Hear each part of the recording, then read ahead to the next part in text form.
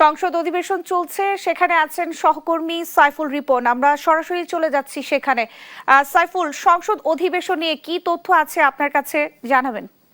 Nancy, জাতীয় সংসদ অধিবেশনের যে তৃতীয় অধিবেশন, সেই অধিবেশন কিন্তু আজকে শুরু হয়েছে বিকেল ৩টা নাগাদ, এবং সংসদ অধিবেশনের শুরুতেই কিন্তু জনগুরুত্বপূর্ণ বিষয়ে মনোযোগ আকর্ষণ সহ যে বিভিন্ন সিদ্ধান্ত প্রস্তাবগুলো, সেই প্রস্তাবগুলো কিন্তু তুলে ধরা হয়েছে। এবং এরই মধ্যে জনগুরুত্বপূর্ণ বিষয় নিয়ে যে মনোযোগ আকর্ষণ, সেই বিষয়গুলোর ক্ষেত্রে কিন্তু প্রশ্নোত্তর পর্বে পররাষ্ট্রমন্ত্রী যেমন কথা বলেছেন, স্বরাষ্ট্রমন্ত্রী কথা বলেছেন। যেমনটি প্রতিবেদনে জানানো হচ্ছিল যে পররাষ্ট্রমন্ত্রী কিন্তু জানিয়েছেন যে এই পার্শ্ববর্তী দেশের সাথে যে অভিন্ন নদীগুলো আছে, সেই অভিন্ন নদীর যে পানির হিস্সা, সেই হিস্সা আদায়ে কিন্তু প্রচেষ্টা চালানো হচ্ছে বলে কিন্তু তিনি জানিয়েছেন। এবং তিনি যেটি বলেছেন যে বিগত সরকারগুলোর সময় যেভাবে বাংলাদেশের অনেক বিষয়ে যে প্রভাব ছিল এবং নতজানু পররাষ্ট্রনীতি ছিল, সেই পররাষ্ট্রনীতি থেকে কিন্তু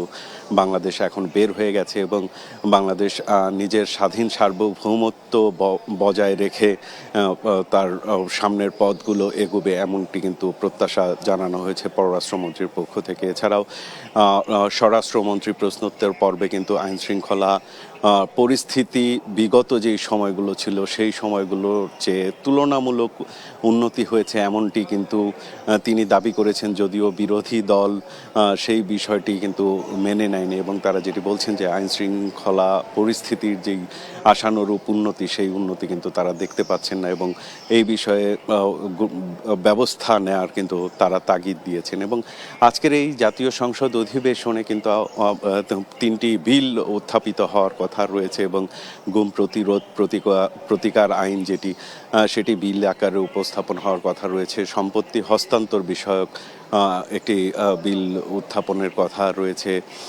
এছাড়া মানবাধিকার বিষয়ক একটি বিল কিন্তু আজকে উত্থাপন হওয়ার কথা রয়েছে। এবং আজকে এই তৃতীয় অধিবেশনে কিন্তু জাতীয় সংসদের যে বিভিন্ন বিষয়ে জাতীয় স্থায়ী কমিটির বৈঠক, স্থায়ী কমিটিগুলো করা হয়, সেই স্থায়ী কমিটিগুলো কিন্তু পূর্ণাঙ্গ করার ক্ষেত্রে অগ্রাধিকার দেওয়া হবে, এমনটি কিন্তু আমরা জানতে পেরেছি। এবং আমরা ইতিমধ্যেই জেনেছি যে সংসদ অধিবেশন শেষে, আজকের অধিবেশন শেষে কিন্তু বিরোধী দল তাদের প্রতিক্রিয়া জানাবেন, এবং ইতিমধ্যে কিন্তু সরকারি দলের পক্ষ থেকেও জানানো হয়েছে যে গণতান্ত্রিক ধারা অব্যাহত রাখতে হবে এবং সবাই মিলে আলোচনার মাধ্যমে সব সমস্যার সমাধান খুঁজতে হবে। তো এই ছিল আমার কাছে এখানকার সর্বশেষ পরিস্থিতি, ন্যান্সি।